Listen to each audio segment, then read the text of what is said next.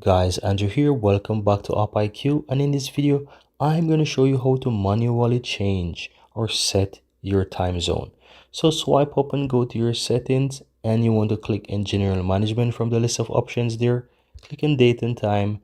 Then in the list you will find the automatic time zone. So if it's toggled on to the right and blue, it's enabled. You can toggle it off, and then from here you will see set time zone. So you can tap on that. And from here you have the regions. Now, in order to set the time zone, you have to change the region first.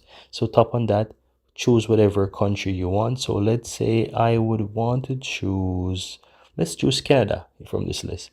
And I can now set the time zone. Let's choose Vancouver.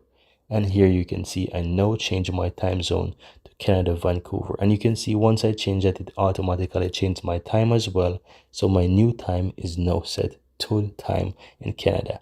And that's all there is to it, guys. Very easy and very simple.